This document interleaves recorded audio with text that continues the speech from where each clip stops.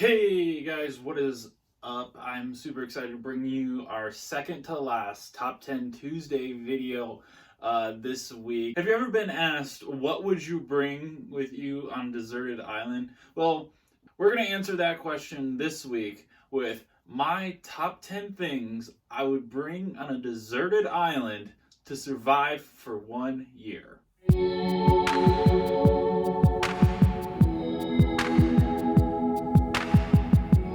I know you guys might be thinking, why 1 year? Well, because a lot of shows do 30 days or 60 days, and it looks easy. I know it's not easy at all. I know that stuff is hard. And before we dive into this countdown, I want you guys to know two things. One, we're not going to count humans or the Bible, because that's like the easy answers of saying, oh, I'll bring my Bible, or I'll bring my wife, or I'll bring my son. You know, those are easy ones. And number two, I'm not an Eagle Scout. I'm not Camp Pro.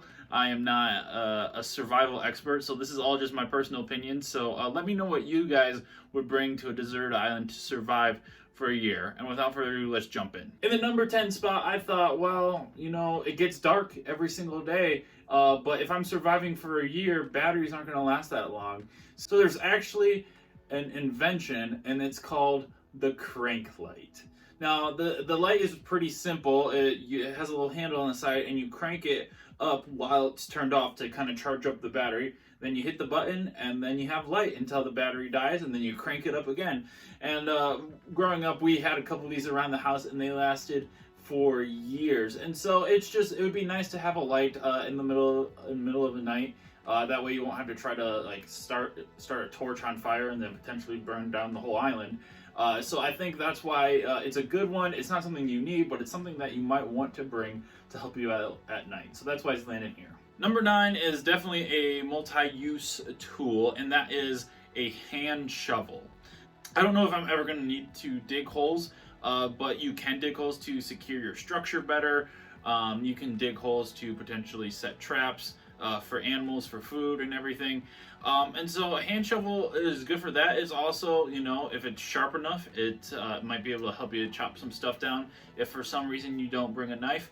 And so I think just because of its overall usefulness, the hand shovel lands at the number 9 spot for me. All experts agree that water is essential for survival, and that's why at the number 8 spot I put a canteen. Now, there are definitely different ways to store water, so a canteen is not necessary, but it would be super helpful to not worry about where you're storing water or try to fold leaves a certain way.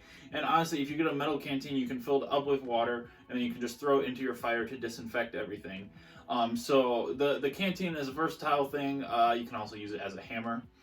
You know, you might dent it or something like that, but it's just the nice accessibility to water makes living on an island for a year easier, so that's why it lands at this spot. Now at number 7, you don't necessarily need it, but it would make your life a lot easier on an island, and that is paracord. You can find vines and leaves and different things to build your structure. You don't necessarily need paracord, but by using paracord, you are able to make it even more structurally sound. You're not going to have it blowing in the wind or falling apart. And there's also plenty of different things that you can use paracord for. You can use it for setting traps. Honestly, you could probably find a way to use it for fishing, you know, and also you could make a sleeping pad out of it. You could probably grab a bunch of leaves and then like just wrap it around and kind of have an impromptu pillow. I don't know, paracord is something that I think is versatile enough that it lands right here at the spot. The number 6 spot is given to the tarp. Now, the tarp makes your structure easy to set up.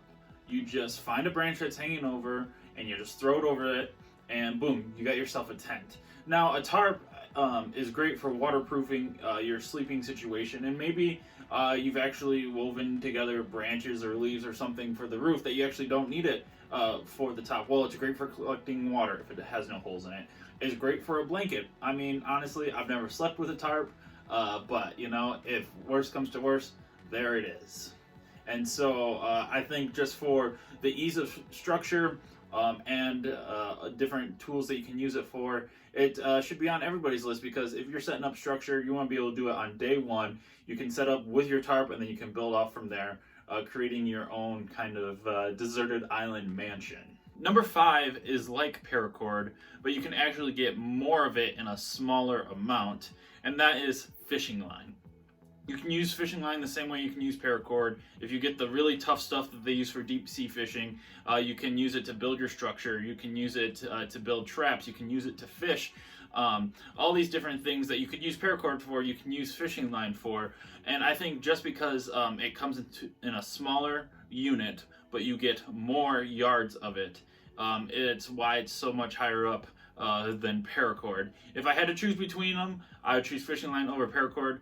But honestly, if I could have both, you would be set. Earlier in the countdown, I talked about the importance of water, but you don't just need water, you need clean water. Now, it's super easy to filter out all the big stuff like the grass or some of the rocks in it, but in order to get pure water so you don't get sick and you don't get dehydrated from throwing up and all this other stuff that can happen if you drink bad water, you're gonna need this. And number 4, a cooking pan. It's the easiest way to disinfect water is to cook it, to raise it, to boil it, and then let it cool down. And think about this, if you bring a shovel and a cooking pan, what you can do is you build your fire, you boil your water in the cooking pan, then you dig a hole, and in the cold dirt, you put the pan in there so it cools down the water faster, so then you can drink it. And then if you bring your canteen, you can actually put from the cooking pan, boom, in canteen, you're done. And then you can do a second batch. Now, you can also think about other things that you can use a cooking pan for. If there is a wild animal caught in your snare and it's not dead yet, and you forgot your knife at the campsite, which I don't know why you would, you can take the cooking pan, which why would you have a cooking pan, not your knife? But you can use that to beat the animal into submission. You can use it as a trap for crabs and all those different things. So the cooking pan, it is useful for water, but I'm pretty sure you could find about 20 different uses for it besides that would be helpful. So we weren't specific on what kind of island this was, but one thing that we can all agree on is islands are rolling with insects. Different kinds of insects, from beetles to flies to mosquitoes. And that's why number 3, the mosquito net, is so important. There are 2 main things that you can use a mosquito net for. 1, you drape it over your structure, then mosquitoes aren't going to bite you at night, which is huge because a lot of mosquitoes and other areas contain a lot of different diseases that they can transfer to you, and that's how you get sick, and that's how you don't last a year. Now, the second thing that I've seen a lot of people do is use their mosquito net as a fishing net. So during the day, because you're on an island, you're surrounded by water, you go out and you fish with the mosquito net, you put it in the water, it cools off, and then you lay it over your structure, and it dries out, and then you sleep without any mosquitoes or flies coming at you. And I think it's one thing that is very underrated, and because we're not quite sure what type of island this is going to be, I think this is a necessity. I feel like all these are a necessity, but anything in the top 5 you have to bring with you if you know you're going to be in a deserted island for a year. Now, we know that fire is a necessity for surviving on a deserted island, and there's a lot of different ways to start a fire, and I kept going back and forth of what kind of fire I wanted, what kind of fire starter I wanted, and I came down to the simple number 2, flint and steel. Now, I feel like flint and steel lasts longer than if I had a 100-pack of waterproof matches, or if I had a lighter, I'd run out of fluid. I've used a flint and steel a handful of times, so the common idea is you rub a bunch of flint from this block, and you rub it onto your fire, onto your kindling, and then with a spark from the steel, it starts the fire. And so I think that's a consistent, easy way to start a fire that you're not going to run out of supplies. And so we know that fire is a necessity for disinfecting water, for cooking your food, all these different things. And that's why this is landing at the number 2 spot. And that brings us to our number 1 thing that I feel like I would need in order to survive on a deserted island for 1 year. And that is simple. Number 1, a knife.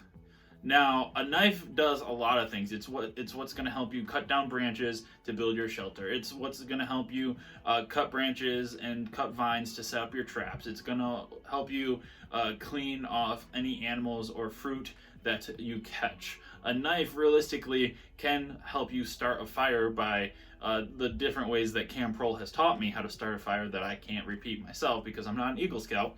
But a knife is one of the most universal, well-known survival tools. And I'm not talking a little tiny knife like a Swiss Army knife. You know, if you're gonna go try to survive, you gotta feel confident in your knife. And so that's why you need to have, you know, the giant machete, you know, kind of about like this big. I guess that's about 2 feet if you can't tell, you know, on your screen.